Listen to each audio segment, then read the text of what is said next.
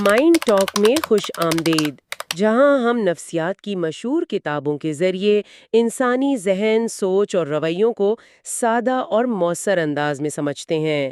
اگر آپ ذہن کی گہرائیوں، سائنسی سوچ اور خود فہمی میں دلچسپی رکھتے ہیں تو ہمارے ساتھ جڑے رہیں اور مائنڈ ٹاک کو سبسکرائب کرنا نہ بھولیں۔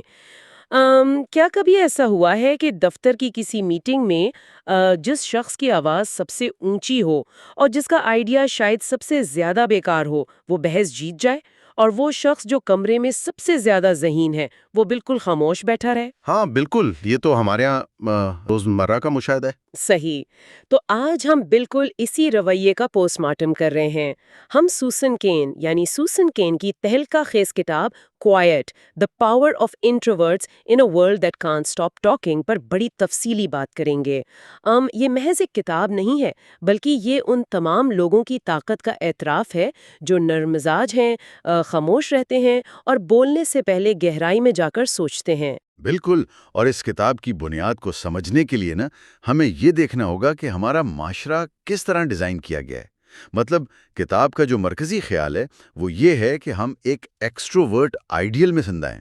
ایکسٹروورٹ آئیڈیل یعنی ایک ایسا معیار جہاں جی، یعنی ہم نے یہ مان لیا ہے کہ کامیابی کا مطلب مسلسل بولنا، محفل کی جان ہونا اور ہر وقت ایکشن میں رہنا ہے۔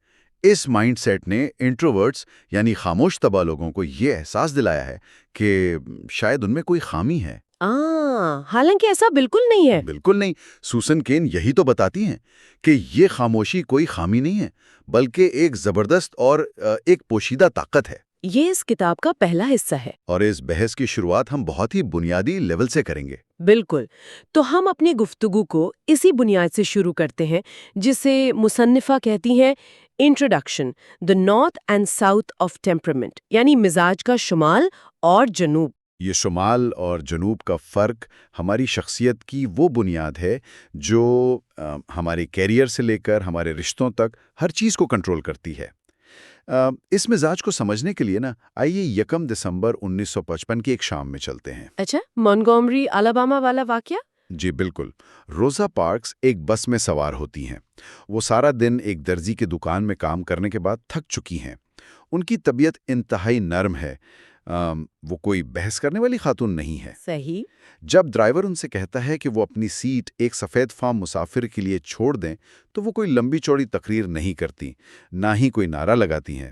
وہ محض ایک لفظ کہتی ہیں، اور وہ لفظ تھا نو، یعنی نہیں۔ ایک منٹ رکیے، ہم تو ہمیشہ یہی سنتے آئے ہیں کہ تاریخ ان لوگوں نے بدلی ہے جو بہت پرجوش تھے، جو مائک پکڑ کر گھنٹوں تقریریں کر سکتے تھے۔ بالکل، ہمارا معاشرتی بیانیہ تو یہی ہے۔ ہاں، تو آپ کہہ رہے ہیں کہ امریکہ میں شہری حقوق کی اتنی بڑی تحریک کی بنیاد ایک انتہائی خاموش اور نرم مزاج خاتون کی خاموشی پر رکھی گئی؟ 100%۔ اور اسی چیز کو سوزن کین کوائٹ اسٹرینتھ یا خاموش طاقت کہتی ہیں۔ دیکھیں، روزا پارکس کی طاقت ان کی آواز کے ڈیسیبلز میں نہیں تھی، بلکہ ان کے اندر کی اس مضبوطی میں تھی جسے اکثر دنیا کمزوری سمجھ لیتی ہے۔ واہ، یہ تو بہت ہی گہری بات ہے۔ ہاں، اور ماہر نفسیات کارل جنگ نے 1921 میں اس پر بہت تفصیلی ریسرچ کی تھی۔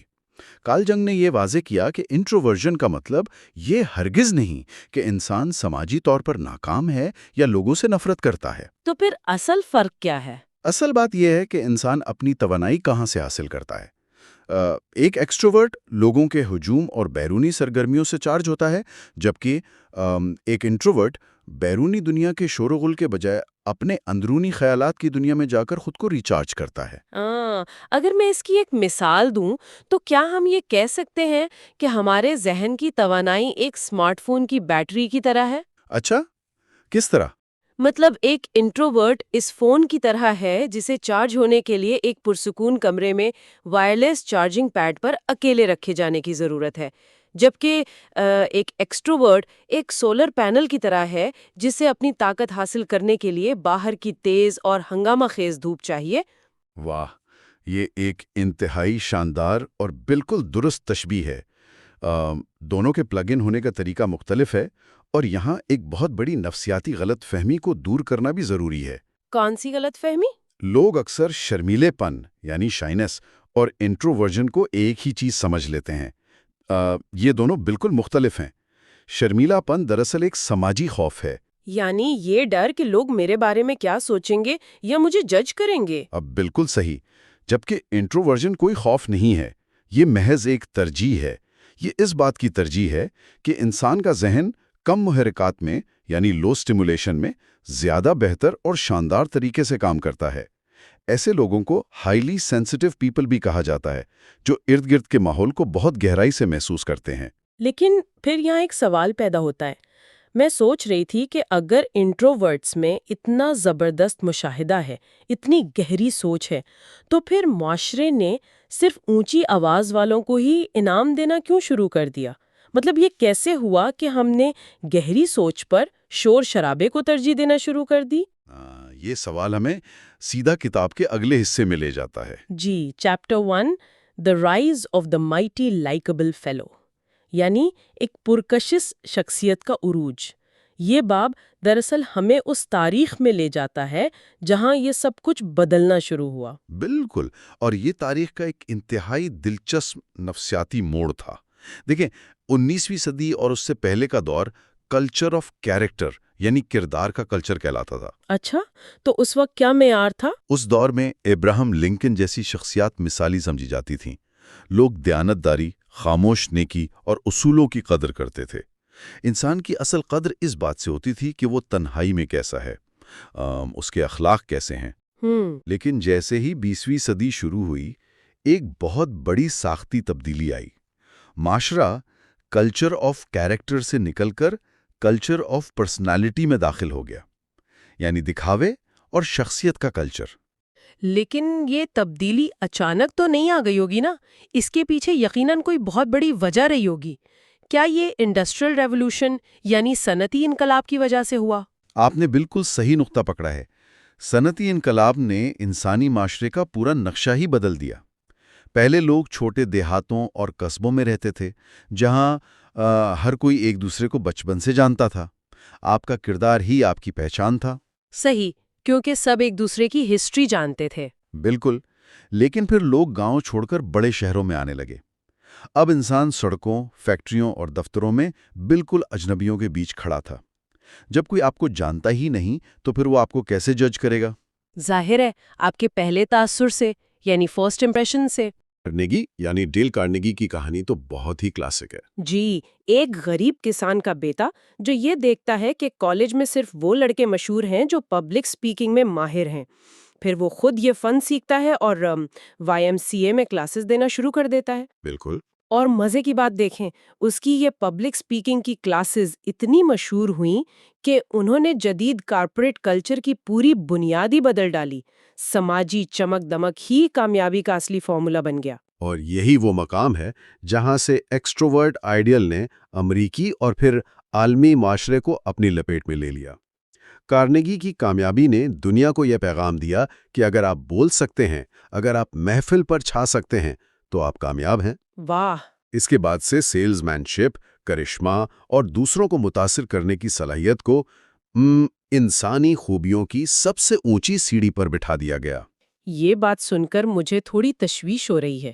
کیا اس کا مطلب یہ ہے کہ پچھلے 100 سالوں سے ہم سب محض ایکٹنگ کر رہے ہیں؟ کیا ہم کامیابی کی دوڑ میں اپنی اصل اور فطری خاموش طبیعت کو زبردستی دبا کر ایک اداکار بننے پر مجبور ہو گئے ہیں، صرف اس لیے کہ معاشرہ ہمیں قبول کر لے؟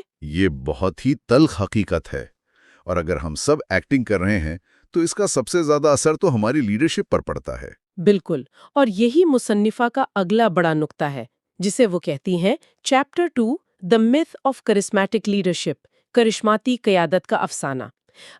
ہمیں تو یہی پڑھایا گیا ہے، خاص طور پر اگر آپ ہارورڈ بزنس اسکول جیسے بڑے اداروں کو دیکھیں۔ ہاں، وہاں تو پوری ٹریننگ ہی اسی بات پر ہوتی ہے۔ جی، وہاں سکھایا جاتا ہے کہ ایک لیڈر کو الفا ہونا چاہیے، اسے جلدی بولنا چاہیے، ڈومیننٹ ہونا چاہیے اور بغیر ہچکچائے فوراً فیصلے کرنے چاہیے۔ لیکن سوسن کین کے مطابق یہ ایک بہت بڑا میتھ یعنی افسانہ ہے۔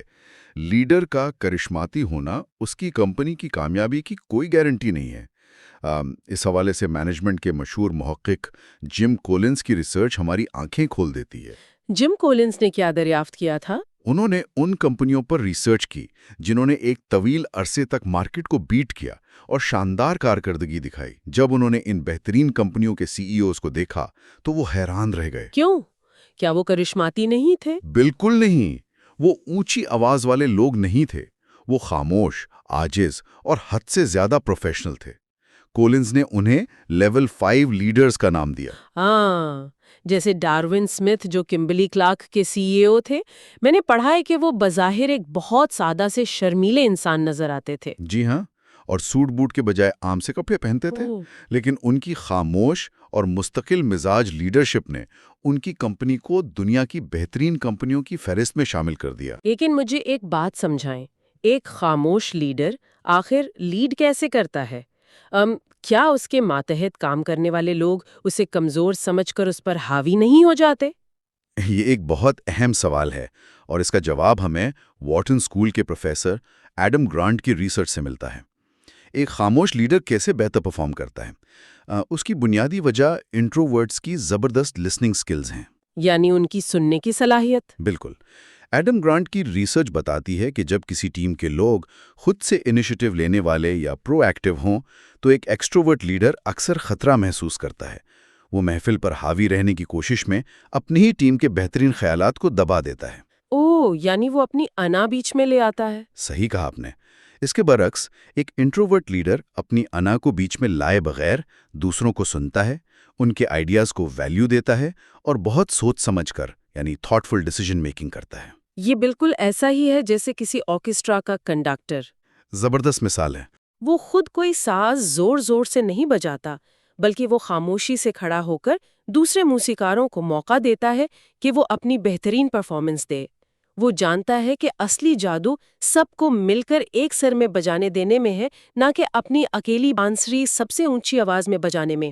بالکل ایسا ہی ہے۔ لیکن بدقسمتی سے ہمارے آج کے دفاتر تو بالکل اس کے الٹ چل رہے ہیں، اور یہ بحث ہمیں کتاب کے سب سے آنکھیں کھول دینے والے حصے کی طرف لے جاتی ہے، جو ہے chapter 3 When Collaboration Kills Creativity، جب اشتراک تخلیقیت کا قتل کر دیتا ہے۔ ہاں، یہ میرا پسندیدہ باب ہے۔ آج کل آپ کسی بھی ماڈرن آفس میں چلے جائیں، وہاں اوپن پلان آفیسز ہیں۔ ہر چیز کو team work, group brain storming اور مسلسل کولیبوریشن کے گرد ڈیزائن کیا گیا ہے۔ کتاب یہ سوال اٹھاتی ہے کہ کیا یہ ہر وقت کا ساتھ اور مل کر کام کرنا واقعی اچھے آئیڈیاز پیدا کرتا ہے؟ حقیقت تو یہ ہے کہ انسانی ذہن کی نفسیات کے مطابق مسلسل گروپ ورک ہماری تخلیقی صلاحیتوں کو تباہ کر دیتا ہے۔ اسے نفسیات کی زبان میں گروپ تھنک کہا جاتا ہے۔ گروپ تھنک یہ کیسے کام کرتا ہے؟ ہارورڈ کی ایک ریسرچ ہے جسے سب آرکٹک سروائیول سچویشن کہتے ہیں۔ اس تجربے میں لوگوں کو گروپس میں بٹھا کر انہیں بقا کا ایک فرضی مسئلہ حل کرنے کو کہا گیا، اور نتیجہ کیا نکلا؟ کیا نکلا؟ گروپ میں اکثر اس شخص کی بات مان لی گئی جس کی آواز سب سے اونچی تھی اور جو سب سے زیادہ پر اعتماد تھا۔ تو اس کا مطلب ہے کہ ہمارا دماغ حقائق سے زیادہ اعتماد سے متاثر ہوتا ہے؟ بالکل، اسے گروپ ڈومیننس کہتے ہیں۔ دیکھیں، ہم انسان سماجک جانور ہیں اور ہمارے دماغ میں گروپ سے الگ ہونے کا بہت گہرا خوف بسا ہوا ہے۔ یعنی آئسولیشن کا ڈر۔ جی، اس لیے جب ہم گروپ میں ہوتے ہیں تو ہمارا دماغ لاشعوری طور پر سب سے مضبوط آواز سے اتفاق کرنے لگتا ہے تاکہ ہم محفل سے کٹ نہ جائیں، چاہے وہ شخص تکنیکی طور پر بالکل غلط ہی کیوں نہ ہو۔ جو شخص اصل میں صحیح جواب جانتا ہے، اگر وہ انٹروورٹ ہے تو وہ بحث میں پڑھنے کے بجائے خاموش ہو جاتا ہے، اور یوں گروپ کے شور میں بہترین آئیڈیا دفن ہو جاتا ہے۔ بالکل۔ تو پھر تخلیقی خیالات اور انوویشن کیسے جنم لیتی ہے؟ اگر برین سٹارمنگ کام نہیں کرتی تو پھر کیا چیز کام کرتی ہے؟ تنہائی، the power of solitude۔ Susan Cain بہت زور دے کر کہتی ہیں کہ دنیا کے بہترین اور عظیم خیالات، فن پارے اور ایجادات اکثر تنہائی میں پیدا ہوتے ہیں۔ تنہائی میں؟ جی، جب انسان اکیلا ہوتا ہے تو وہ ڈیپ تھنکنگ کے عمل سے گزرتا ہے، تب اس پر کسی دوسرے شخص سے اتفاق کرنے کا کوئی سماجی دباؤ نہیں ہوتا۔ اس کی کوئی مثال ہے کتاب میں؟ بہت بڑی مثال ہے۔ اسٹیو وازنیاک کو دیکھیں، یعنی اسٹیو وازنیاک۔ انہوں نے پہلا ایپل کمپیوٹر کسی گروپ برین سٹارمنگ سیشن میں نہیں بنایا تھا، بلکہ انہوں نے اسے اپنے گیراج میں اکیلے، مکمل خاموشی اور تنہائی میں ڈیزائن کیا تھا۔ مسلسل بولنے اور ہر وقت رابطے میں رہنے سے ذہن کو وہ خاموشی نہیں ملتی جو ایک شاہکار تخلیق کرنے کے لیے اشد ضروری ہے۔ تو ہم نے ایک ایسا معاشرہ، ایسے اسکول اور ایسے دفاتر بنا لیے ہیں جو صرف شور مچانے کو انعام دیتے ہیں، اور اس چکر میں ہم اکیلے بیٹھ کر سوچنے کی طاقت کو مکمل طور پر فراموش کر چکے ہیں۔ یہ واقعی ایک لمحہ فکریہ ہے۔ بالکل، یہ بہت گہری سوچ کا مقام ہے۔ اگلے حصے میں ہم انسانی شخصیت، بائیولوجی، ڈوپامین، فری ول اور انٹروورٹ برین کے حیران کن رازوں پر بات کریں گے۔ ہم جانیں گے کہ ٹیمپرامنٹ ہماری زندگی کو کیسے شیپ کرتا ہے اور کیوں کچھ لوگ خاموش ہو کر بھی دنیا بدل دیتے ہیں۔ ذرا سوچئے، اگر ہماری دنیا نے اپنے اسکول کا پورا نظام، اپنے دفاتر کا سٹرکچر اور پورے کا پورا سماجی ڈھانچہ صرف اور صرف اونچی آواز والوں کے لیے ڈیزائن کیا ہے، تو آج تک انسانیت کی کتنی شاندار صلاحیتیں، کتنے کینسر کے علاج، کتنے عظیم خیالات اور کتنی ٹیکنالوجیکل ایجادات محض اس لیے ضائع ہو گئیں کیونکہ ہم نے اس خاموشی کو سننے کا ہنر بھلا دیا ہے۔ کیا ہم مسلسل بولنے کے جنون میں اس خاموش ذہن کو گنوا تو نہیں رہے جو واقعی دنیا بدلنے کی طاقت رکھتا ہے؟ یہ اس کتاب کا دوسرا حصہ ہے، اور آج کی اس نشست میں ہم مشہور کتاب quite the power of introverts in a world that can't stop talking کے دوسرے حصے پر اپنا تفصیلی تجزیہ جاری رکھیں گے۔ ہمارا آج کا مشن، یا یوں کہہ لیں کہ مقصد، صرف یہ جاننا نہیں ہے کہ لوگ خاموش کیوں رہتے ہیں، بلکہ ان چھپے ہوئے دماغی میکانزمز کو سمجھنا ہے جو دراصل ہماری شخصیت کی بنیاد رکھتے ہیں۔ جی بالکل، اور آج ہم انتہائی دلچسپ سائنسی اور نفسیاتی حوالوں سے بات کریں گے۔ مطلب ہم یہ دیکھیں گے کہ کس طرح بچپن کے ایک چھوٹے سے اعصابی نظام سے لے کر وال سٹریٹ کے ان اربوں ڈالر کے مالیاتی فیصلوں تک کا سفر ایک دوسرے سے جڑا ہوا ہے۔ ہم کوشش کریں گے کہ ان تمام پیچیدہ سائنسی باتوں کو ایک بہت ہی پرسکون اور منطقی انداز میں سمجھیں۔ تو چلیں اس سفر کا باقاعدہ آغاز کرتے ہیں۔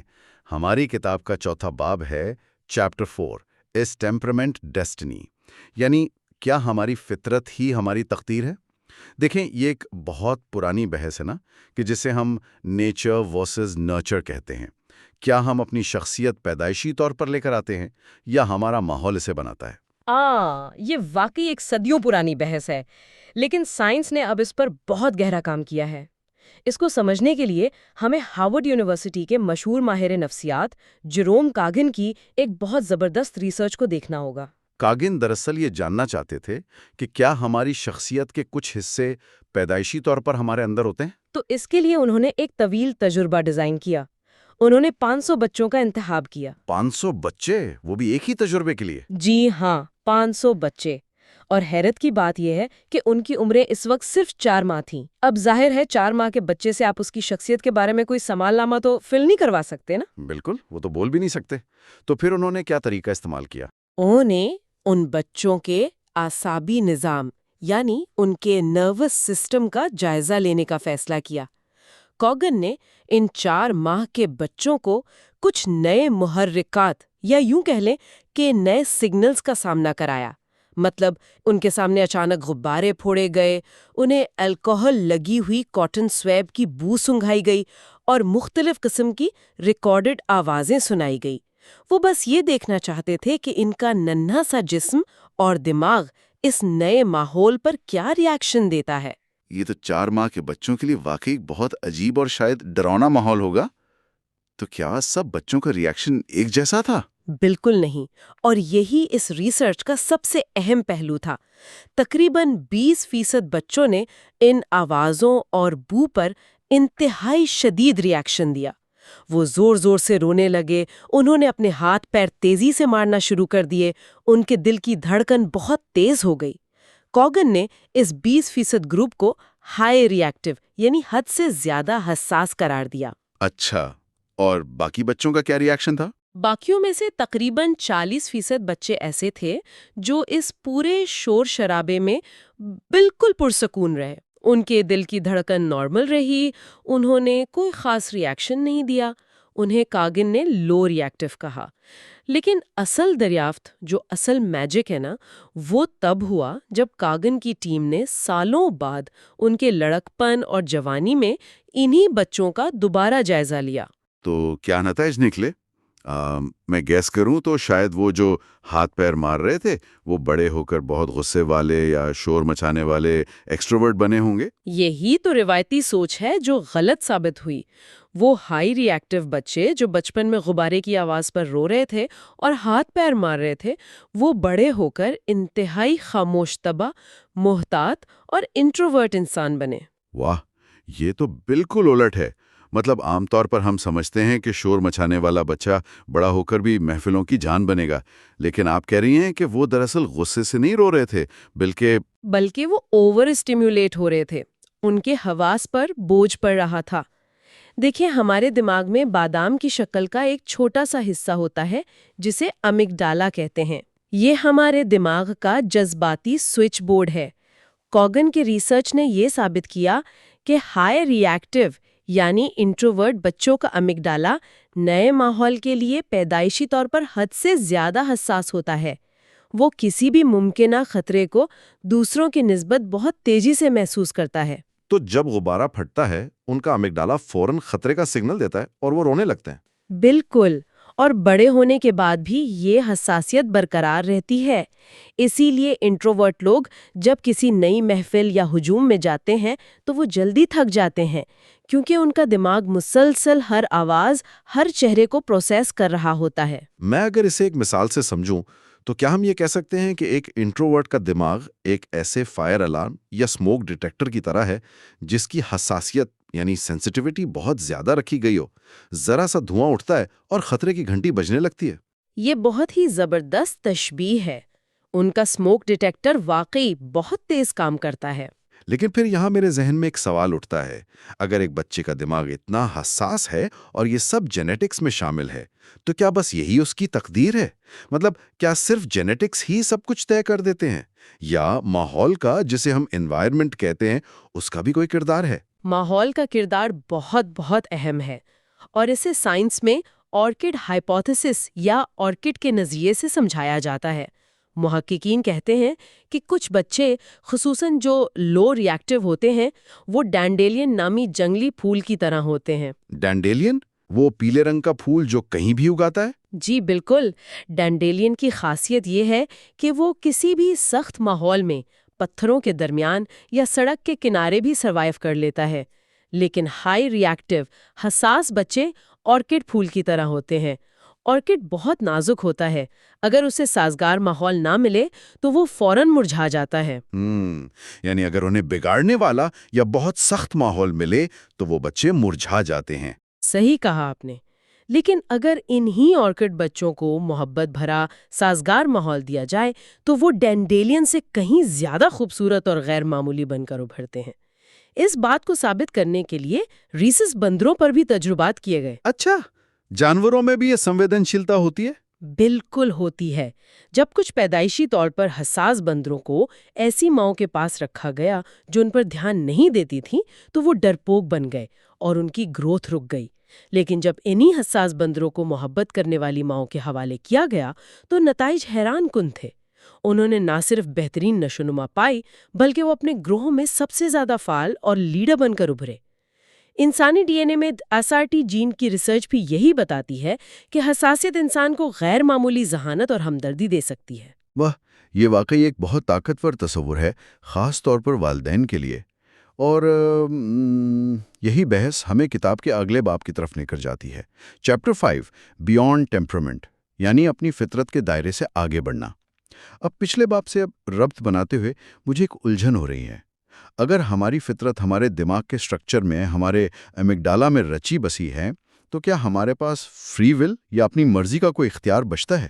یہ ایک بہت منطقی سوال ہے، اور اس کا جواب جاننے کے لیے کارل شوارٹز نامی محقق نے ایک fMRI ریسرچ کی۔ انہوں نے جیروم کاگن والے انہی بچوں کو بلایا جو اب جوان ہو چکے تھے۔ شوارٹز نے انہیں fMRI مشین کے اندر لٹا کر اجنبی چہروں کی تصویریں دکھائیں۔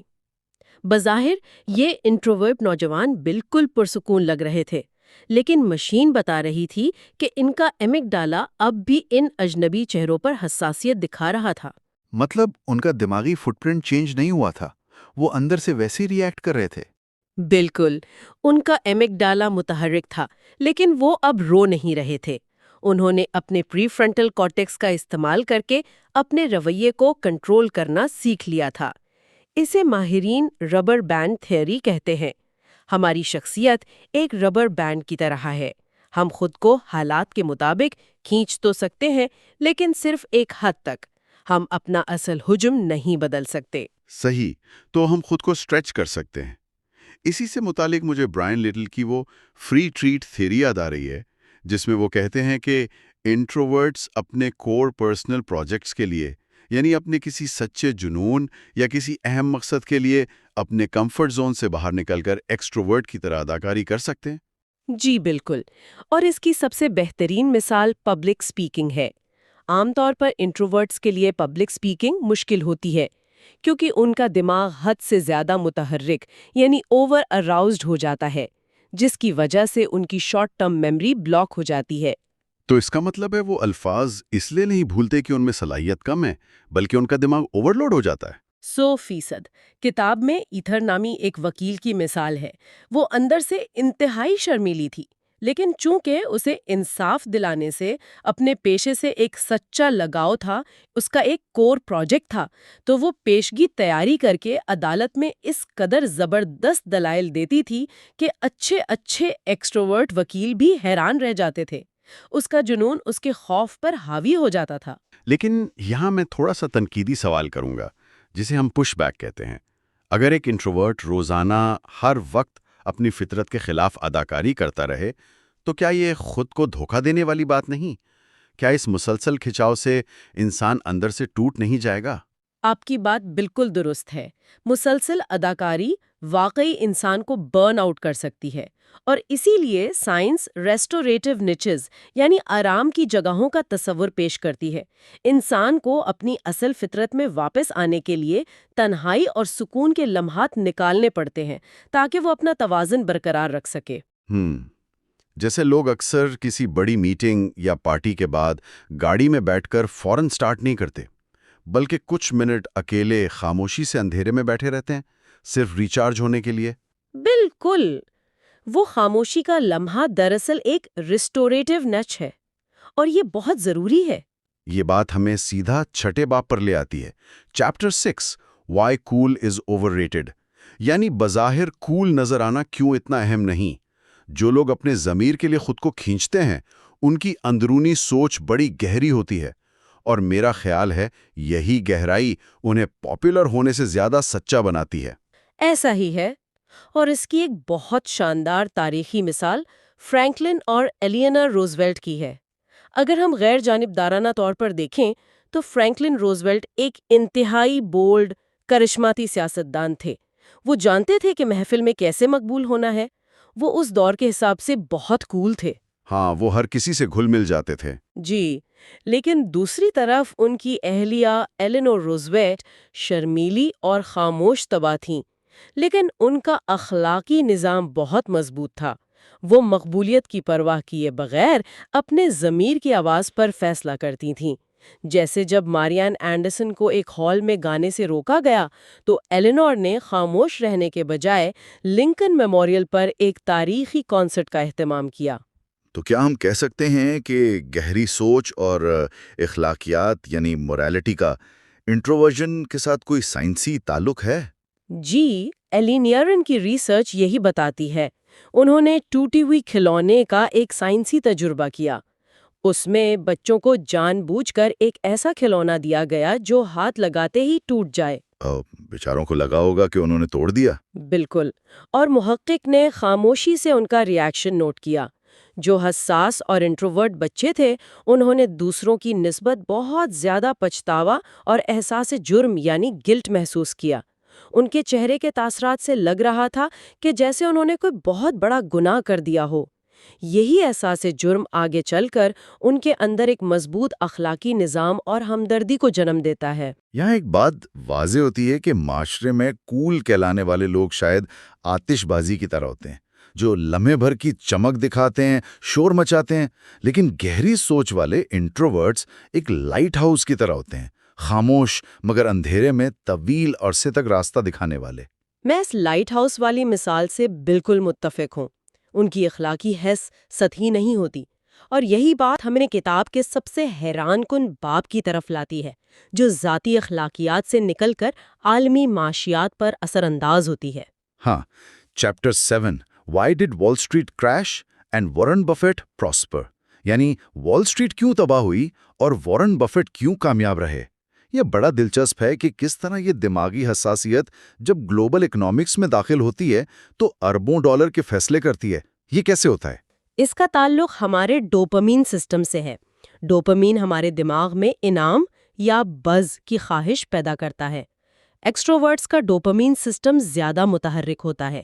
یہ انہیں فوری انعامات کے پیچھے بھاگنے پر مجبور کرتا ہے اور وہ خطرے کے سگنلز کو اکثر نظر انداز کر دیتے ہیں۔ تو 2008 کے مالیاتی کریش میں بھی یہی ہوا تھا؟ جی بالکل۔ وال اسٹریٹ کا کلچر ایسا تھا کہ وہاں اوور کانفیڈنس بائس کا غلبہ تھا۔ ایکسٹروورٹس بے تحاشا مالیاتی رسک لے رہے تھے۔ وہ ڈوپامین کے نشے میں خطرے کی واضح گھنٹیوں کو سننے سے قاصر تھے۔ اس کے برعکس وارن بفیٹ کی مثال لیں۔ ان کا انٹروورٹ دماغ فیصلہ کرنے سے پہلے خطرے کی گھنٹیوں کو سنتا ہے۔ وہ سطحی انعامات کے بجائے فلو سٹیٹ میں رہ کر کام کرتے ہیں۔ اگر ہم دماغ کو ایک گاڑی سمجھیں تو ڈوپامین اور انعامات کی خواہش اس کا ایکسلریٹر ہے، جبکہ حساسیت اور خطرے کو بھانپنے کی صلاحیت بریک ہے۔ وال اسٹریٹ تو شاید صرف ایکسلریٹر دباتی رہی، لیکن میرا یہاں ایک سوال ہے، کیا مالیاتی دنیا میں خطرہ مولیے بغیر کوئی جدت یا انوویشن آ سکتی ہے، یا یہ بریک سسٹم ہی دراصل لمبی ریس کی کامیابی کا راز ہے؟ دیکھیں، رسک تو ضروری ہے، لیکن وارن بفیٹ کا رسک اندھا نہیں ہوتا۔ وہ بہت کیلکولیٹڈ فیصلہ کرتے ہیں۔ ان کا بریک سسٹم انہیں بتاتا ہے کہ ایکسلریٹر کب دبانا ہے اور کب رکنا ہے، جبکہ وال اسٹریٹ میں انٹروورٹس کی خاموش تجزیاتی آوازوں کو دبا دیا گیا تھا۔ واقعی آج کی اس گفتگو نے دماغ کے بہت سے پردے کھولے ہیں۔ اگر میں اسے سمیٹوں تو 4 مہینے کے بچے کے حساس دماغ سے لے کر انسان کی اخلاقی حس اور اربوں ڈالر کے فیصلوں تک انٹروورژن کوئی خامی نہیں ہے، بلکہ یہ ہماری بقا اور انسانی توازن کا ایک انتہائی اہم حصہ ہے۔ یہ دماغی سگنلز ہمیں تباہی سے بچاتے ہیں۔ بالکل درست۔ اور ذرا سوچئے، آج کی دنیا جو صرف اونچی آوازوں اور بولڈ رویوں کی قدر کرتی ہے، اگر ہم کسی میٹنگ، کسی کلاس روم یا اپنے ہی گھر میں خاموش بیٹھے لوگوں کو سننے کی عادت ڈال لیں، تو ہم کتنے ہی مالیاتی، سماجی اور ذاتی نقصانات سے بچ سکتے ہیں۔ اگلے حصے میں ہم مختلف کلچرز، خصوصاً ایشین کلچرز اور مغربی معاشرے کے پرسنالٹی آئیڈیلز کے فرق کو سمجھیں گے اور جانیں گے کہ خاموش لوگوں کو مختلف معاشروں میں کیسے دیکھا جاتا ہے۔ یہ اس کتاب کا تیسرا حصہ ہے۔ جی بالکل، اور پچھلے حصوں میں جو ہم نے ایک بنیاد بنائی تھی، آج ہم اسی کو ایک بہت ہی مختلف زاویے سے دیکھنے والے ہیں۔ تو آج کے اس تفصیلی جائزے میں ہم سوزن کین کی کتاب کے 8ویں باب پر بات کریں گے، جس کا نام ہے سافٹ پاور، ایشین امریکنز اور دی ایکسٹروورٹ آئیڈیل۔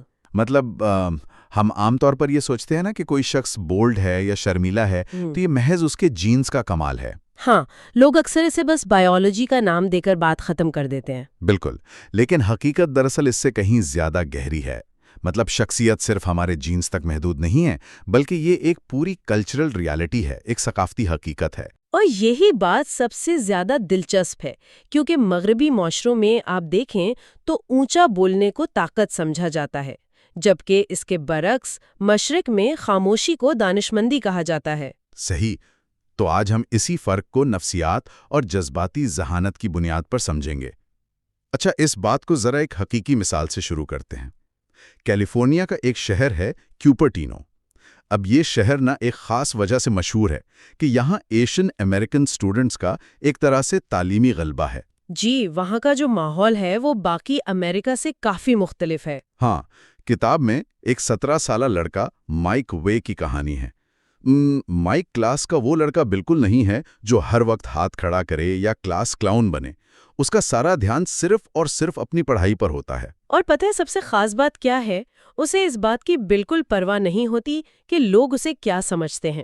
یہ دراصل ایشین پیرنٹنگ سٹائل کا ایک بہت ہی گہرا اور کلاسک نمونہ ہے۔ یعنی یہ ان کی تربیت میں شامل ہوتا ہے شروع سے۔ جی بالکل.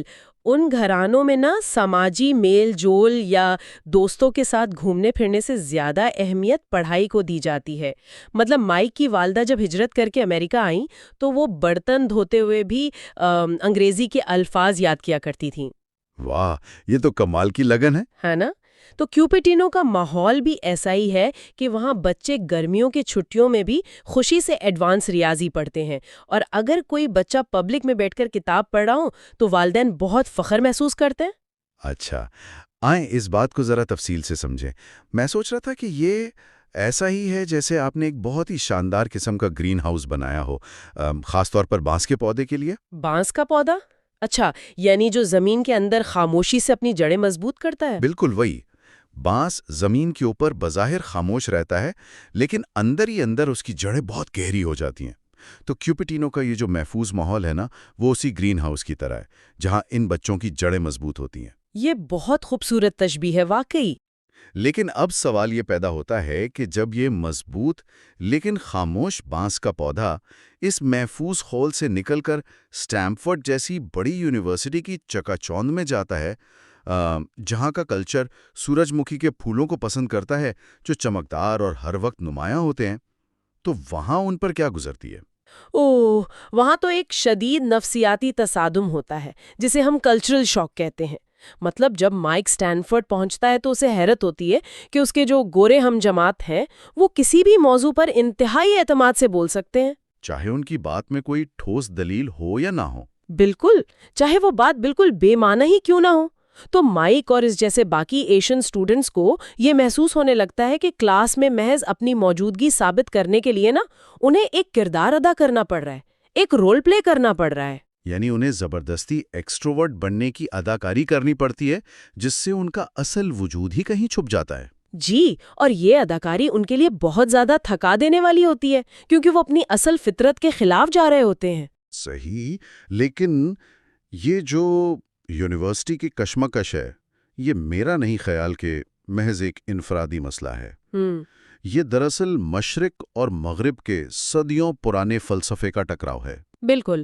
سوزن کین نے رابرٹ مکیری کے ایک پرسنالٹی میپ کا بھی ذکر کیا ہے جس میں انہوں نے پورے ایشیا کو انٹروورٹ اور یورپ اور امریکہ کو ایکسٹروورٹ کے طور پر دکھایا ہے. ہاں، اور اگر ہم ان معاشروں کی کہاوتوں پر ہی غور کر لیں نا تو پوری نفسیات سمجھ آ جاتی ہے. جیسے مغربی کہاوت ہے کہ جس پہیے سے آواز آتی ہے اسی کو تیل ملتا ہے. یعنی اگر آپ کو اپنا حق چاہیے تو آپ کو شور گچانا پڑے گا، اپنی آواز بلند کرنی پڑے گی. بالکل. لیکن دوسری طرف مشرق کا نظریہ کیا کہتا ہے؟ وہ کہتے ہیں کہ ہوا چلتی ہے مگر پہاڑ اپنی جگہ کھڑا رہتا ہے. کتنا گہرا فرق ہے دونوں میں. دراصل ایشین کلچر میں ایک لسننگ کلچر ہے جہاں سننے کی صلاحیت کو اور خاموشی کو بہت گہرے احترام کے ساتھ جوڑا جاتا ہے. تو وہاں بولنے سے زیادہ سننے کو ترجیح دی جاتی ہے. جی، وہاں یہ سمجھا جاتا ہے کہ جو جانتے ہیں وہ بولتے نہیں اور جو بولتے ہیں وہ جانتے نہیں. مشرقی کلاس رومز میں تو بلا وجہ بولنے کو محض وقت کا ضیاع سمجھا جاتا ہے.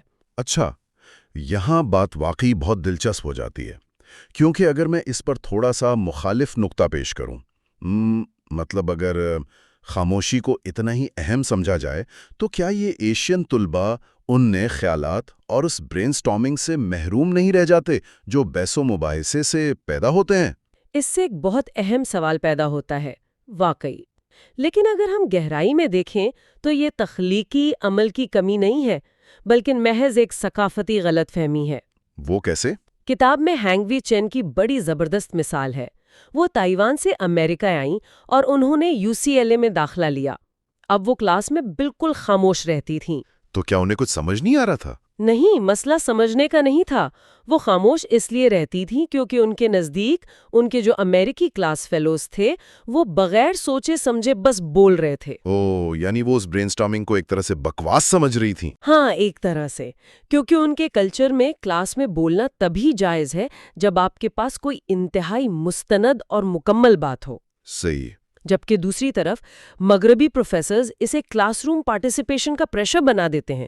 وہ سوچتے ہیں کہ شاید بچے میں خود اعتمادی نہیں ہے، جبکہ مشرقی طلباء کے نزدیک وہ دوسروں کا وقت ضائع کرنا بے ادبی ہے. یہ تو ایک ہی واقعے کو دو بالکل مختلف ثقافتی اینکوں سے دیکھنے والی بات ہو گئی. بالکل.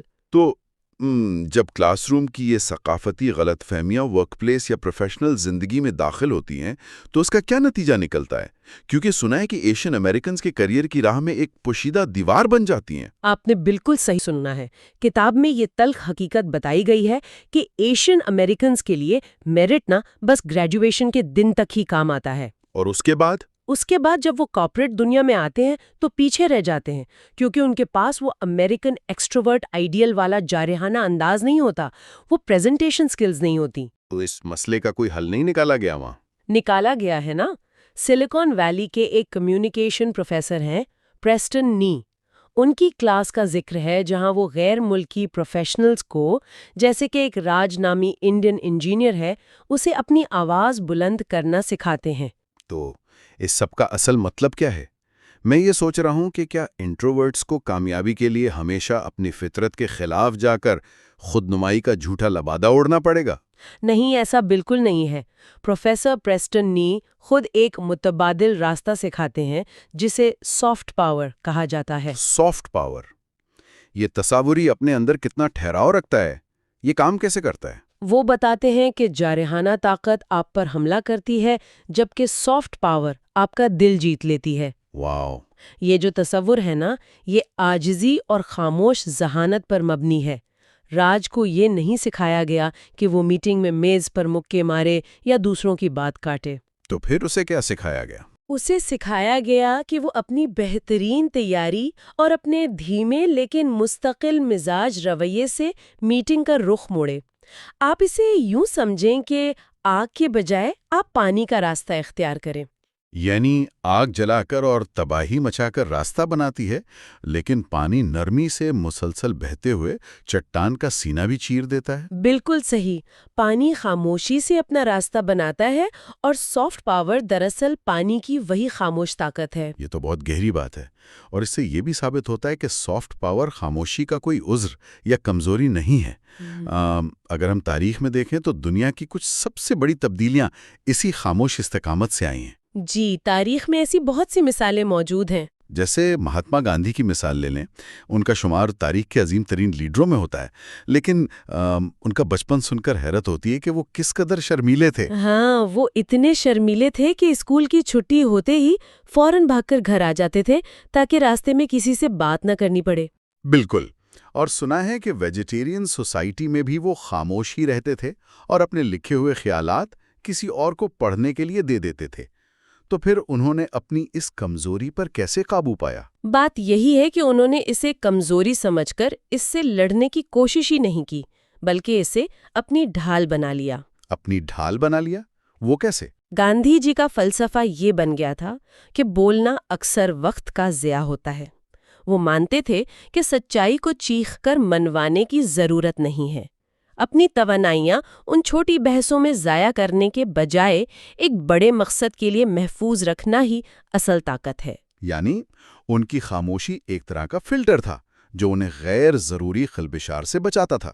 یہ ایک تیز رفتار سپرنٹر اور ایک صبر آزما میراتھن رنر کے درمیان فرق کی طرح ہے. بالکل درست تشبیہ ہے. ایکسٹروورٹ آئیڈیل مائکروفون کی طرف بھاگتا ہے، لیکن سافٹ پاور خاموشی سے اس وقت تک کام کرتی ہے جب تک کہ وہ اصل مسئلہ حل نہ کر لے.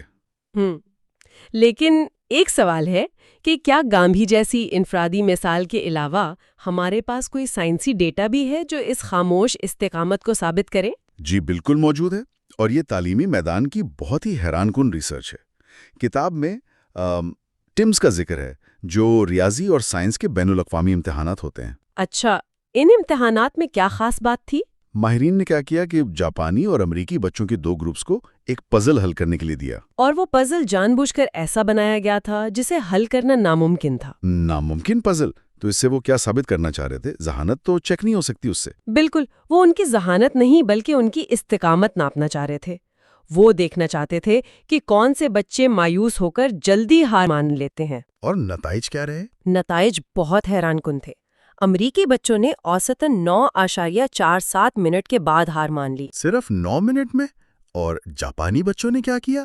جاپانی بچے 13.93 منٹ تک بغیر کسی شور شرابے کے مکمل خاموشی اور صبر کے ساتھ اس پزل کو حل کرنے کی کوشش کرتے رہے۔ یہ فرق واقعی بہت بڑا ہے، لیکن اس وقت ان بچوں کے دماغ میں چل کیا رہا ہوتا ہے جو انہیں اتنی دیر تک ڈٹے رہنے پر مجبور کرتا ہے؟ اگر ہم اسے وسیع تناظر میں دیکھیں تو یہ خاموش استقامت دراصل توجہ مرکوز رکھنے کی وہ صلاحیت ہے جو بیرون خلفشار سے بچاتی ہے۔ جاپانی کلچر نے انہیں سکھایا ہے کہ مشکل کام میں وقت لگتا ہے اور ناکامی کوئی بے عزتی نہیں ہے، صحیح۔ تو وہ اپنی توانائی کو جھنجھلانے میں ضائع نہیں کرتے۔ ان کا پورا فوکس مسئلے پر ہوتا ہے، اور یہی وہ سافٹ پاور ہے جو دنیا کو ہلا دینے کی صلاحیت رکھتی ہے۔ یہ سب جان کر ذہن کے کئی دریچے کھل جاتے ہیں۔ یہ ہمیں سوچنے پر مجبور کر دیتا ہے کہ ہم نے اپنی روزمرہ زندگی میں کس قدر سطحی چیزوں کو کامیابی کا معیار بنا لیا ہے۔ جی بالکل، ہم اکثر خاموش رہنے والوں کو کمزور سمجھ بیٹھتے ہیں۔ ہاں، وہ طالب علم جو کلاس میں محض اس لیے خاموش رہتا ہے کہ وہ فضول بول کر دوسروں کا وقت ضائع نہیں کرنا چاہتا، اسے ہم نالائق سمجھ لیتے ہیں۔ یا وہ پروفیشنل جو میٹنگ میں فوراً بولنے کے بجائے گہری سوچ کے بعد حل پیش کرنا چاہتا ہے، اسے ہم ترقی کے قابل نہیں سمجھتے۔ اور یہی اس پوری بحث کا نچوڑ ہے کہ ہمیں ان دونوں رویوں کو ایک دوسرے کے خلاف کھڑا کرنے کے بجائے ان کا توازن سمجھنا چاہیے۔ ہمیں تقریر کرنے والوں کی بھی ضرورت ہے، اور ان لوگوں کی بھی جو خاموشی سے بند کمروں میں پیچیدہ مسائل حل کر سکیں۔ بالکل صحیح کہا آپ نے۔ یہ واقعی غور طلب ہے کہ ہم نے جس چیز کو معاشرے کا ایک نارمل معیار مان لیا ہے، وہ شاید صرف ایک ثقافتی خول ہے۔ اس تفصیلی جائزے کے اختتام پر ہم اپنے سننے والوں کے لیے گہرا اور فکر انگیز خیال چھوڑے جا رہے ہیں۔ کیا یہ ممکن ہے کہ ہماری اس دنیا کو ایکسٹروورٹس کی آگ اور انٹروورٹس کے پانی دونوں کی یکساں ضرورت ہو، تاکہ ایک سچا توازن قائم ہو سکے؟ بالکل، ہر انسان کے اندر ایک طاقت چھپی ہوتی ہے جو اگرچہ پانی کی طرح نرم معلوم ہوتی ہے، لیکن چٹانوں کو کاٹنے کی صلاحیت رکھتی ہے۔ وہ کون سی طاقت ہے جو آپ کے اندر چھپی ہے اور اب تک خاموش ہے؟ اگلے اور آخری حصے میں ہم تعلقات، کمیونیکیشن، پیرنٹنگ اور ورک پلیس سائیکالوجی کے بارے میں بات کریں گے اور جانیں گے کہ انٹروورٹس اپنی فطرت کو بدلے بغیر دنیا میں کامیاب کیسے ہو سکتے ہیں۔ یہ اس کتاب کا چوتھا اور آخری حصہ ہے۔ ہاں، اور یہ حصہ واقعی اسے ہم اس پوری بحث کا نچوڑ کہہ سکتے ہیں۔ بالکل، اور ذرا ایک لمحے کے لیے تصور کریں، ہمارے جو سننے والے ہیں وہ بھی سوچیں کہ کیا یہ ممکن ہے کہ آپ کے دفتر کا وہ ساتھی جو سب سے زیادہ ہنستا کھیلتا ہے، پارٹیز کی جان ہے اور ہمیشہ لوگوں کے ہجوم میں گھرا رہتا ہے، کیا وہ دراصل ایک انٹروورٹ یعنی خاموش طبع انسان ہو سکتا ہے جو محض ایک اداکاری کر رہا ہو؟ یہ بہت ہی گہرا سوال ہے، کیونکہ اکثر ایسا ہی ہوتا ہے نا؟ اور کیا ہم جانتے ہیں کہ اس مسلسل اداکاری کی وجہ سے اس شخص کا جسم اور دماغ یعنی اندر سے کس قدر خوفناک حد تک تھکاوٹ کا شکار ہو سکتا ہے؟ آج کی اس نشست میں ہم سوزن کین کی کتاب کے اس آخری اور میرا مطلب ہے انتہائی جذباتی حصے میں انہی گہری نفسیاتی الجھنوں کی تہیں کھولیں گے۔ اور یہ جو تجزیہ ہے نا آج کا، یہ واقعی ذہن کو جھنجھوڑ دینے والا ہے۔ مطلب ہم آج صرف کتاب کے ابواب کا کوئی سادہ سا خلاصہ نہیں کر رہے، بلکہ ہم اس بات کی بالکل تہہ تک جائیں گے کہ انسان کا دماغ اور اس کا اعصابی نظام مختلف سماجی رویوں پر کیسا رد عمل دیتا ہے۔ صحیح۔ یعنی یہ خود کو مکمل طور پر قبول کرنے اور ایک ایسی دنیا میں جہاں ہر کوئی بس بولنا چاہتا ہے، وہاں اپنی خاموشی کو ایک طاقتور ہتھیار بنانے کا ایک خوبصورت سفر ہے۔ واو! تو چلیے اس سفر کا باقاعدہ آغاز اس سوال سے کرتے ہیں جو مصنفہ نے نام باب میں اٹھایا ہے۔ وہ اسے یوں بیان کرتی ہیں۔ Chapter 9 When should you act more extroverted than you really are؟ ہاں، یہ سوال یعنی یہ سوال بظاہر تو بہت سادہ لگتا ہے، لیکن اس کے پیچھے ایک گہری کشمکش ہے۔ مطلب اگر یہ دنیا خاموش طبع لوگوں کے لیے ڈیزائن ہی نہیں کی گئی تو کیا انہیں معاشرے میں کامیاب ہونے کے لیے یا پروموشن حاصل کرنے کے لیے وہ بن جانا چاہیے جو وہ اندر سے بالکل نہیں ہیں؟ یہی تو سب سے بڑی الجھن ہے جو خاموش طبع لوگ روزانہ فیس کرتے ہیں۔ بالکل، لیکن ذرا رکیے، اگر وہ ایسا کرتے ہیں تو کیا یہ اپنے آپ سے غداری نہیں ہے؟ اگر کوئی شخص روزانہ 8 گھنٹے دفتر میں وہ بن کر دکھائے جو وہ حقیقت میں نہیں ہے، تو کیا وہ ذہنی طور پر تباہ نہیں ہو جائے گا؟ آپ نے بالکل درست اور سب سے اہم الجھن کی نشاندہی کی ہے۔ یہ واقعی خطرناک ہو سکتا ہے، لیکن نفسیات کی دنیا میں اس کا ایک بہت دلچسپ جواب موجود ہے۔ اچھا، وہ کیا ہے؟ پروفیسر برائن لٹل ہیں، جو خود ایک انتہائی درجے کے انٹروورٹ ہیں۔ انہوں نے ایک نظریہ پیش کیا جسے فری ٹریٹ تھیوری یا آزاد خصلت کا نظریہ کہتے ہیں۔ فری ٹریٹ تھیوری، صحیح؟ بالکل، یہ نظریہ ہمیں یہ بتاتا ہے کہ انسان صرف اپنے پیدائشی مزاج کا قیدی نہیں ہوتا۔ ہمارے دماغ میں یہ صلاحیت موجود ہے کہ جب بات ہمارے بنیادی ذاتی مقاصد یعنی کوئی بہت خاص مقصد؟ ہاں، جسے وہ کور پرسنل پروجیکٹس کہتے ہیں، جیسے آپ کے کریئر کا جنون ہو گیا، یا اپنے بچوں کی خوشی ہو گئی، یا پھر کسی ایسے نظریے کی تبلیغ جس پر آپ دل و جان سے یقین رکھتے ہوں۔ ٹھیک ہے۔ تو ان مقاصد کے لیے ہم اپنے مزاج کے بالکل برعکس انتہائی شاندار انداز میں ایک ایکسٹروورٹ کی طرح اداکاری کر سکتے ہیں۔ میں آپ سے تھوڑا سا اختلاف کرنا چاہوں گا۔ آپ اسے مقصد کہہ رہی ہیں، لیکن کیا یہ بنیادی طور پر منافقت نہیں ہے؟ منافقت؟ ہاں، یہ تو خود کو اور دنیا کو دھوکہ دینے والی بات ہوئی نا۔ آپ اندر سے کچھ اور ہیں اور باہر سے آپ نے ایک جھوٹا ماسک پہنا ہوا ہے۔ یہ کیسی نفسیات ہے؟ نہیں، دیکھیں، یہ منافقت اس لیے نہیں ہے کیونکہ منافقت کا جو بنیادی مقصد ہوتا ہے وہ کسی دوسرے کو نقصان پہنچانا یا دھوکہ دینا ہوتا ہے نا۔ ہاں، یہ بات تو ہے۔ جبکہ فری ٹریٹ تھیوری کے تحت آپ جو ماسک پہنتے ہیں وہ دراصل محبت، لگن اور آپ کے عزم کی علامت ہوتا ہے۔ اچھا۔ اسے یوں سمجھیں کہ جب آپ کسی ایسے مقصد کے لیے خود کو بدلتے ہیں جو آپ کی اقدار کے، آپ کی ویلیوز کے عین مطابق ہے، تو دماغ اسے دھوکہ نہیں سمجھتا، بلکہ وہ اسے بقا اور ترقی کے ایک ٹول کے طور پر لیتا ہے۔ یعنی وہ ایک سچا جذبہ ہے۔ بالکل، پروفیسر لٹل خود اس کی ایک بہت بڑی مثال ہیں۔ وہ عام زندگی میں لوگوں کے ہجوم سے بہت گھبراتے ہیں، لیکن جب وہ یونیورسٹی میں پڑھاتے ہیں تو وہ اتنے پرجوش، مزاحیہ اور ایکسٹروورٹ ہو جاتے ہیں کہ طلبہ ان کے دیوانے ہیں۔ واہ! وہ یہ اس لیے کرتے ہیں کیونکہ طلباؤں کی ذہن سازی ان کا وہ جنون ہے جس کے لیے وہ عارضی طور پر اپنی اس اصل فطرت، اپنے اوتھینٹک سیلف سے باہر آتے ہیں۔ تو یہ ماسک پہننا دراصل کسی اعلیٰ مقصد کے لیے ایک وقتی سمجھوتا ہے۔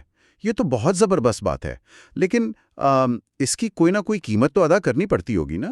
قیمت سے آپ کی کیا مراد ہے؟ میرا مطلب ہے، جیسے فرض کریں میں اپنے اسمارٹ فون میں کوئی ایسی بھاری اپلیکیشن کھول لوں جو بیک گراؤنڈ میں پس منظر میں مسلسل چلتی رہے، تو وہ فون کی بیٹری کو بڑی تیزی سے نچوڑ لیتی ہے اور فون گرم ہو کر بند بھی ہو سکتا ہے۔ بالکل۔ تو انسانی دماغ یا جسم کے ساتھ بھی تو ایسا ہی کچھ ہوتا ہوگا اگر وہ مسلسل اداکاری کرے۔ کیا کمال کی مثال دی ہے آپ نے فون کی بیٹری والی!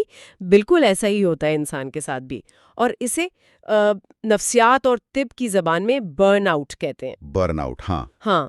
دیکھیں، جب ایک انٹروورٹ ایکسٹروورٹ بننے کی مسلسل اداکاری کرتا ہے تو اس کا جو ہمدردانہ اعصابی نظام ہے، جسے سمپیتھیٹک نروس سسٹم کہتے ہیں، جو ہمیں الرٹ رکھتا ہے، بالکل، جو جسم کو خطرے یا انتہائی چوکنا رہنے کے لیے تیار کرتا ہے، وہ نظام مسلسل متحرک رہتا ہے۔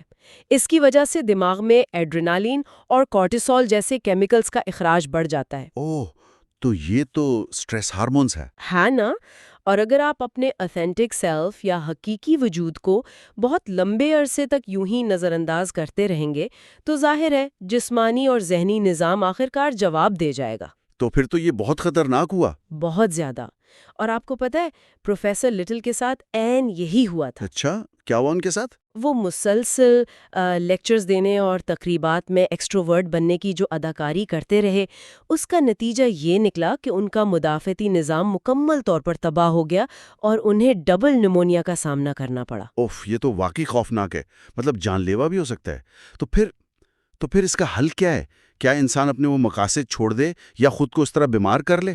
بیچ کا راستہ کیا ہے؟ بیچ کا راستہ ہے، بالکل، اور اس کا حل ایک بڑے خوبصورت تصور میں پوشیدہ ہے جسے فری ٹریٹ اگریمنٹ کہتے ہیں۔ فری ٹریٹ اگریمنٹ یعنی کوئی معاہدہ؟ بالکل. آپ خود سے اور اپنے قریبی لوگوں سے ایک معاہدہ کرتے ہیں کہ دیکھیں میں دن کے کچھ حصے میں یہ روپ اپناؤں گا، لیکن پھر اس کے بعد مجھے ہر حال میں ریسٹوریٹیو نیشز کی ضرورت ہوگی. ریسٹوریٹیو نیشز، اس کا کیا مطلب ہوا؟ یعنی سکون بخش گوشے، وہ جگہ یا وہ وقت جہاں آپ اپنی توانائی دوبارہ بحال کر سکیں. جیسے پروفیسر لٹل کی مثال لے لیں، وہ جب کوئی دھواں دھار لیکچر دیتے تھے نا تو اس کے فوراً بعد وہ ہجوم سے بچنے کے لیے سیدھے باتھ روم میں جا کے خود کو بند کر لیتے تھے. واقعی؟ باتھ روم میں؟ ہاں، کیونکہ وہ ان کا سکون بخش گوشہ تھا. یہ وہ وقت ہوتا ہے جب آپ کا پیرس سمپتھیٹک اعصابی نظام متحرک ہوتا ہے، جو دراصل آپ کے دل کی دھڑکن کو نارمل کرتا ہے اور دماغ کے ان سٹریس کیمیکلز کو دوبارہ متوازن کرتا ہے. یعنی وہ سکون بخش گوشے، چاہے وہ دفتر کا کوئی خالی باتھ روم ہو یا چھٹی کے بعد گاڑی میں اکیلے گزارے گئے وہ 10 منٹ، وہ دراصل اسمارٹ فون کو دوبارہ چارجنگ پر لگانے کے مترادف ہیں؟ بالکل 100% ایسا ہی ہے. یہ بہت ہی منطقی وضاحت ہے، مطلب اب سمجھ میں آیا. تو اب جب ہم اپنی اور دوسروں کی توانائی اور ان کے کیمیکلز کے کھیل کو سمجھ لیتے ہیں تو اگلا قدم وہ الجھنیں ہیں جو رشتوں میں پیدا ہوتی ہیں. رشتوں کی حرکیات واقعی بہت پیچیدہ ہیں. بالکل، اور یہی بات ہمیں سیدھا اگلے مرحلے پر لے جاتی ہے جسے سوزن کین نے نام دیا ہے chapter 10، the communication gap. The communication gap, یہ بہت اہم باب ہے نا؟ مطلب جب ایک خاموش طبع انسان اور ایک ہجوم پسند یعنی ایکسٹروورٹ انسان کی شادی ہو جائے تو معاملات کس نہج پر پہنچتے ہیں؟ کتاب میں ایک بڑی زبردست مثال دی گئی ہے گریگ اور ایملی کی. ہاں، وہ ڈنر پارٹیز والا واقعہ. بالکل. ایملی ایک انٹروورٹ ہے، اسے خاموشی پسند ہے، تنہائی میں وقت گزارنا اچھا لگتا ہے، جبکہ دوسری طرف گریگ ایک ایکسٹروورٹ ہے جسے دوستوں کے ساتھ پارٹیز اور ہجوم پسند ہیں. اور یہی وہ مقام ہے جہاں رشتوں کی نفسیات ایک انتہائی پیچیدہ شکل اختیار کر لیتی ہے، کیونکہ جب ان دونوں کے درمیان ڈنر پارٹیز کرنے یا نہ کرنے پر اختلاف ہوتا ہے تو یہ صرف پسند ناپسند کا مسئلہ نہیں رہتا. تو پھر کیا مسئلہ ہوتا ہے؟ مسئلہ یہ ہوتا ہے کہ دونوں کے دماغ کا معلومات اور جذبات کو پروسیس کرنے کا طریقہ ہی بالکل مختلف ہوتا ہے. جب ان کا جھگڑا ہوتا ہے تو گریگ غصے میں آ جاتا ہے، اس کی آواز تیز ہو جاتی ہے. ہاں، وہ چیخنے لگتا ہے. بالکل، کیونکہ گریگ کی نفسیات کے مطابق تنازع یا بحث کا مطلب یہ بالکل نہیں ہے کہ رشتہ ختم ہو رہا ہے، بلکہ اس کے نزدیک بحث کرنا، تھوڑا غصہ دکھانا، معاملات کو آمنے سامنے بیٹھ کر حل کرنے کی ایک کوشش ہے. اچھا، یعنی وہ اس بحث کو کنیکشن کا ذریعہ سمجھتا ہے. 100%.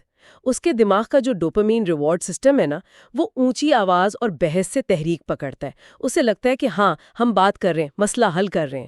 واہ! اور یہاں ایملی کا جو رد عمل ہے وہ بالکل ہی الٹ ہے. میں نے پڑھا تو مجھے بڑی حیرت ہوئی.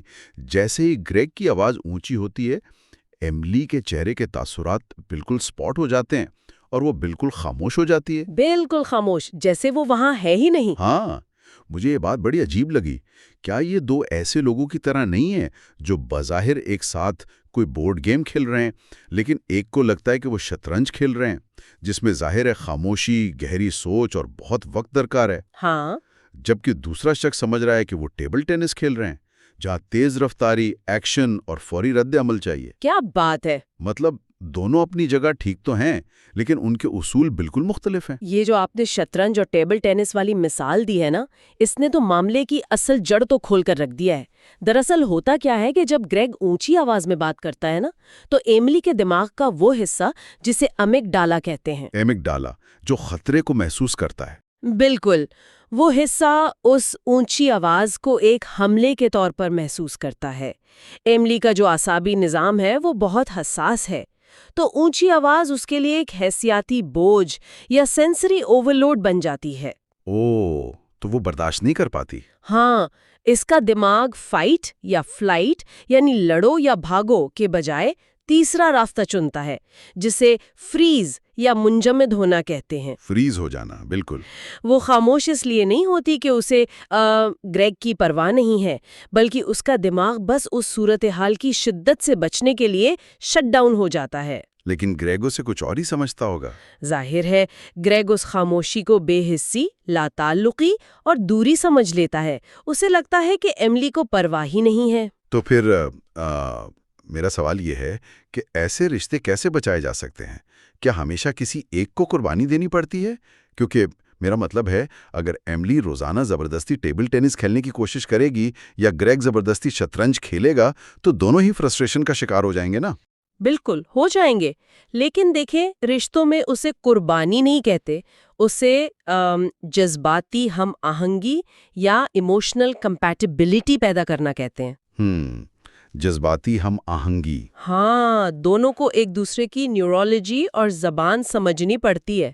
مطلب ایملی کو یہ سیکھنا ہوگا کہ گریگ کے لیے غصہ یا اونچی آواز کوئی دوری نہیں ہے بلکہ تعلق کی ڈیمانڈ ہے، کہ وہ رشتہ بچانا چاہتا ہے۔ ہاں، اور اگر ایملی کبھی کبھار گریگ کے ساتھ اسی کی توانائی میں تھوڑا سا بحث کر لے تو گریگ کو محسوس ہوگا کہ ہاں ایملی کو رشتے کی پرواہ ہے۔ صحیح۔ اور دوسری طرف گریگ کو بھی یہ تسلیم کرنا ہوگا کہ ایملی کی خاموشی کا مطلب یہ نہیں کہ وہ لا تعلق ہو گئی ہے، بلکہ وہ صرف اپنے اوور لوڈڈ دماغ کو پرسکون کرنے کی کوشش کر رہی ہے۔ انہیں درمیانی راستہ نکالنا ہوتا ہے، جیسے کہ انہوں نے اس ڈنر پارٹی والے معاملے میں کیا۔ بالکل وہ بوفے سٹائل والا آئیڈیا۔ ہاں، انہوں نے فیصلہ کیا کہ وہ ڈنر پارٹی کو بفے سٹائل میں کریں گے۔ مطلب بفے سٹائل نے ان دونوں کی نفسیاتی ضرورتیں کیسے پوری کی؟ گریگ کو ایک ہجوم مل گیا جہاں وہ لوگوں کے درمیان گھوم پھر کر اپنی ایکسٹروورٹ انرجی پوری کر سکتا تھا، اور دوسری طرف ایملی ایک کونے میں کسی صوفے پر 2-3 لوگوں کے ساتھ سکون سے بیٹھ کر گہری گفتگو کر سکتی تھی جس سے اس کا اعصابی نظام اوور لوڈ نہیں ہوا۔ یہ ایک پرفیکٹ درمیانی راستہ تھا ان دونوں کے لیے۔ واقعی پرفیکٹ تھا، لیکن دیکھیں یہ تو بڑوں کی بات ہو گئی نا، کہ بڑے تو سمجھدار ہوتے ہیں، لیکن جب میں اس کتاب کی 11ویں باب کو پڑھ رہا تھا جسے مصنفہ نے کہا ہے چیپٹر 11 آن کوبلرز اینڈ جنرلز، یہ بہت ہی دردناک باب ہے۔ تو مجھے حیرت بھی ہوئی اور ایک طرح سے غصہ بھی آیا، کیونکہ بڑوں کے پاس تو پھر بھی یہ شعور اور اختیار ہوتا ہے کہ وہ بوفے پارٹی جیسا کوئی درمیانی راستہ نکال لیں، لیکن ان چھوٹے بچوں کا کیا قصور ہے جنہیں ایک ایسے تعلیمی اور سماجی نظام میں زبردستی جھونک دیا جاتا ہے جو ان کے نازک ذہنوں کے لیے بنا ہی نہیں ہے؟ بالکل آپ نے درست کہا، یہ واقعی اس پوری کتاب کا سب سے زیادہ حساس اور دل دہلا دینے والا حصہ ہے نا؟ سوسن کین اس باب کا جو آغاز کرتی ہیں نا، وہ سینٹ پیٹر اور ایک موچی کے قصے سے کرتی ہیں۔ وہ قصہ کچھ یوں ہے کہ ایک شخص مرنے کے بعد جنت میں جاتا ہے اور وہاں وہ سینٹ پیٹر سے پوچھتا ہے کہ تاریخ کا سب سے بڑا جرنیل کون تھا۔ اچھا۔ تو سینٹ پیٹر پاس ہی کھڑے ایک عام سے موچی کی طرف اشارہ کر کے کہتے ہیں کہ یہ شخص موچی؟ ہاں، تو وہ انسان بڑا حیران ہو کر کہتا ہے کہ یہ تو ایک معمولی سا موچی ہے، یہ جرنیل کیسے ہو سکتا ہے؟ تو سینٹ پیٹر جواب دیتے ہیں، ہاں لیکن اگر یہ جرنیل بنتا نا تو دنیا کا سب سے بڑا جرنیل ہوتا، لیکن اسے زندگی میں کبھی موقع ہی نہیں ملا، کسی نے اس کی ان صلاحیتوں کو پہچانا ہی نہیں۔ یہ کہانی تو ہمارے اسکولوں اور ہمارے گھروں کی تلخ حقیقت کو بیان کر رہی ہے۔ ہاں، ہم کتنے ہی بچوں کے ماتھے پر یہ دیکھ کر کہ وہ چپ چاپ ہیں، شرمیلا ہونے کا ٹھپا لگا دیتے ہیں۔ بالکل، شرمیلا یا سست کہہ دیتے ہیں۔ ہاں، اور والدین کو دیکھیں، وہ دوسروں کے سامنے بڑے معذرت خواہانہ انداز میں کہتے ہیں، معاف کیجیے گا ہمارا بچہ ذرا شرمیلا ہے۔ مجھے لگتا ہے یعنی یہ تو ایسا ہی ہے جیسے کسی چھاؤں میں پھلنے پھولنے والے نازک اور خوبصورت پودے کو آپ زبردستی کڑی دھوپ میں یہ سوچ کر رکھ دیں کہ یہ سخت جان بن جائے گا، حالانکہ وہ جل جائے گا۔ بالکل۔ کیا سخت جان بنانے کے چکر میں ہم اس پودے کو جلا نہیں دیتے؟ لیکن ایک سوال یہ بھی ہے کہ دنیا تو واقعی ظالم ہے، تو کیا والدین کا یہ سوچنا غلط ہے کہ وہ بچے کو زبردستی سماجی تقریبات میں دھکیل کر اسے دراصل اس دنیا کا سامنا کرنا سکھا رہے ہیں؟ دیکھیں، والدین کی نیت تو غلط نہیں ہوتی، وہ تو اپنے بچے کا بھلا ہی چاہتے ہیں، لیکن مسئلہ یہ ہے کہ ان کا یہ جو طریقہ کار ہے وہ بچے کی نیورولوجی، اس کے اعصابی نظام کے بالکل خلاف ہوتا ہے۔ وہ کیسے؟ آپ ہمارے جدید اسکولوں کے نظام کو ہی دیکھ لیں، وہاں کلاس رومز میں ڈیسک اب قطاروں کے بجائے بڑے گروپس یا پوڈز کی شکل میں رکھے جاتے ہیں۔ ہاں، گروپ سٹڈی کا بڑا رواج ہو گیا ہے۔ بالکل، ہر وقت شور ہوتا ہے، مسلسل گروپ پروجیکٹس چل رہے ہیں اور کلاس کے سامنے پریزنٹیشنز دینا تو لازمی ہو گیا ہے۔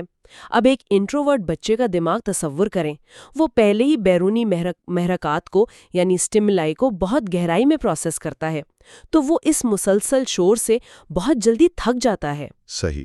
اور وہ جو زبردستی سماجی تقریبات میں دھکیلنے والی بات ہے، ہاں، اسے نفسیات میں فلڈنگ کہتے ہیں، یعنی اچانک کسی کو اس صورتحال میں پھینک دینا جس سے وہ خوف زدہ ہو۔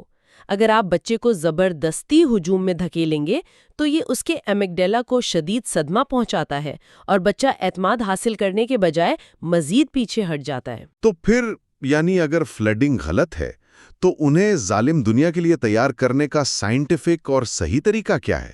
اس کا ایک بہت ہی مؤثر طریقہ ہے جسے نفسیات میں گریجول ایکسپوجر یا بتدریج سامنا کرنا کہتے ہیں۔ Gradual exposure. ہاں، کتاب میں اس کی بہت ہی خوبصورت مثال سمندر کی لہروں سے دی گئی ہے۔ فرض کریں ایک حساس بچہ اس ساحل پر کھڑے انسان کی طرح ہے جو سمندر کے لہروں کے شور سے ڈرتا ہے، تو آپ اسے اٹھا کر سیدھا گہرے پانی میں نہیں پھینک دیتے۔ بالکل نہیں، وہ تو ڈوبنے سے زیادہ ڈر سے مر جائے گا۔ بالکل، آپ پہلے اسے بس ریت پر کھیلنے دیتے ہیں۔ جب اس کا دماغ اس ساحل کے ماحول کا، اس شور کا عادی ہو جاتا ہے تو پھر آپ آرام سے اس کا ہاتھ پکڑ کر اسے پانی کے کنارے تک لاتے ہیں، پھر صرف پاؤں بھگوتے ہیں۔ واہ!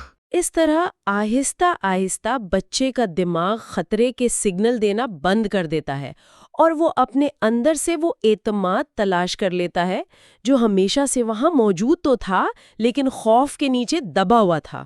کیا خوبصورت مثال ہے۔ اس میں میرے خیال سے اساتذہ یعنی ٹیچرز کا کردار بھی تو انتہائی اہم ہوگا نا؟ بہت زیادہ اہم ہے۔ اساتذہ کو یہ سمجھنا ہوگا کہ جو بچہ کلاس میں خاموش بیٹھا ہے نا، وہ کن ذہن یا بے وقوف نہیں ہے، وہ دراصل معلومات کا گہرائی میں تجزیہ کر رہا ہے۔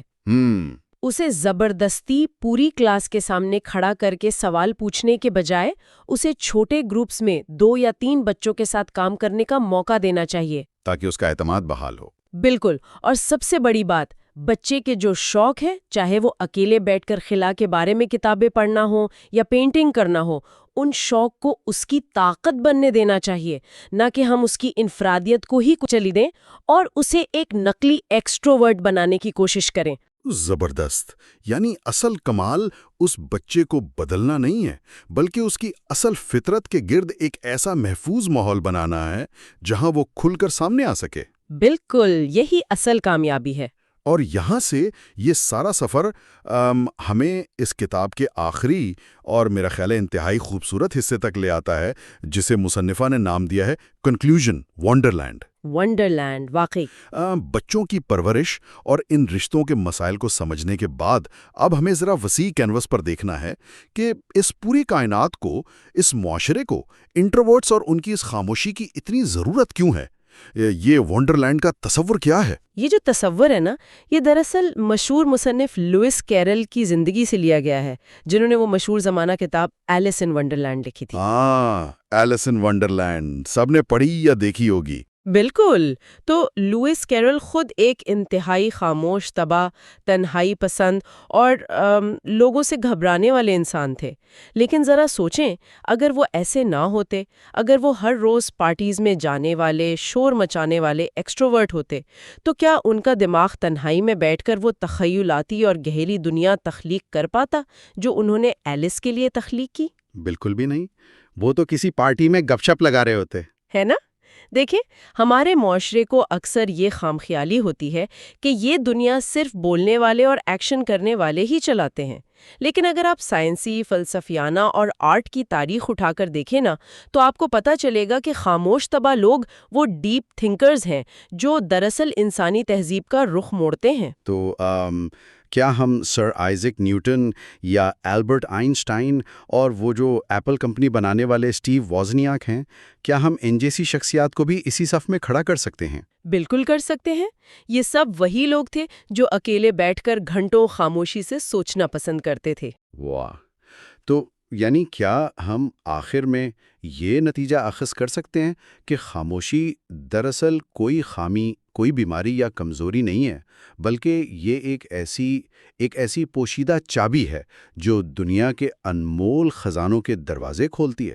100% ایسا ہی ہے۔ یہی تو اس پوری کتاب کا حتمی پیغام ہے، اور اسے سوزن کین کوائٹ اسٹرینتھ یا خاموشی کی طاقت کہتی ہیں۔ Quite strength. ہاں، جب بات گہرے غور و فکر کی ہو، تخلیقیت کی ہو اور معاشرے میں بڑی تبدیلیاں لانے کی ہو نا، تو انسان کو بیرونی شور سے کٹ کر اپنے اندر کی آواز لازمی سننی پڑتی ہے۔ یہ سچ ہے کہ دنیا کو لیڈرز اور ایکشن لینے والوں کی ضرورت ضرور ہے، لیکن ان لیڈرز کو وہ ویژن، وہ آئیڈیاز اور وہ سوچ یہی خاموش طبع لوگ فراہم کرتے ہیں۔ کیا بات ہے! اس لیے کتاب ہمیں یہی سکھاتی ہے کہ اپنی اصل فطرت سے جنگ کرنا چھوڑ دیں۔ جب کوئی انسان اپنی اس خاموش فطرت کو صدق دل سے قبول کر لیتا ہے، اسے اپنی خامی کے بجائے اپنی سب سے بڑی طاقت مان لیتا ہے نا، تو وہ دنیا میں ایک ایسا پرسکون اور منفرد مقام بنا لیتا ہے جو واقعی کسی اور کے حصے میں نہیں آ سکتا۔ کیا کمال کی بات ہے!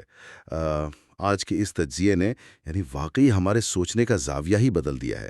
مجھے خوشی ہے کہ ہم اس موضوع کو اتنی گہرائی سے ڈسکس کر پائے۔ بالکل، اور ہم نے سمجھا کہ کیسے فری ٹریٹ تھیوری ہمیں اپنے مقاصد کے لیے وقتی طور پر بدلنا سکھاتی ہے، لیکن ان سکون بخش گوشوں کی اہم ضرورت کے ساتھ۔ ہاں، وہ بہت ضروری ہیں۔ اور پھر ہم نے دیکھا کہ کیسے مختلف فریکوینسی پر سوچنے والے دماغ مطلب ڈوپامائن اور ایمگڈالا کے اس کھیل کو سمجھ کر اپنے رشتے بڑی خوبصورتی سے بچا سکتے ہیں، اور کیسے سمندر کی لہروں کے بتدریج سامنے لانے والی مثال سے ہم اپنے حساس بچوں کو ایک ظالم دنیا کے لیے تیار کر سکتے ہیں بغیر ان کی معصوم روح کو زخمی کیے۔ بالکل۔ شاید دنیا ہمیشہ شور مچانے والوں کو جلدی سن لیتی ہے، لیکن تاریخ اکثر ان لوگوں نے بدلی ہے جو خاموش رہ کر گہرا سوچتے تھے۔ بہت ہی خوبصورت بات کہی آپ نے۔ سننے والوں کے لیے، اگر آج کے اس گہرے تجزیے نے آپ کے دل پر دستک دی ہے، ذہن کے کسی بند دریچے کو کھولا ہے، یا کسی اپنے کی الجھی ہوئی شخصیت کا کوئی نیا پہلو آپ کو دکھایا ہے، تو اس نشست کو لائک کریں، اپنے خیالات کا اظہار کمنٹس میں ضرور کریں، اور ذہن و روح کے اس مسلسل سفر میں ہمارے ساتھ چلنے کے لیے اس چینل کو سبسکرائب کریں۔ جاتے جاتے ذرا اس بات پر ضرور غور کیجیے گا، کیا یہ ممکن ہے کہ آج اس دنیا کو بدلنے والا سب سے عظیم، سب سے شاندار آئیڈیا کسی ایسے شخص کے دماغ میں خیب ہو جسے بچپن سے صرف یہی سکھایا گیا ہو کہ تمہاری خاموشی تمہاری سب سے بڑی خامی ہے، اور وہ آج تک اس آئیڈیا کو دنیا تک پہنچانے سے خوفزدہ ہو؟ اپنا بہت خیال رکھیے۔ خدا حافظ۔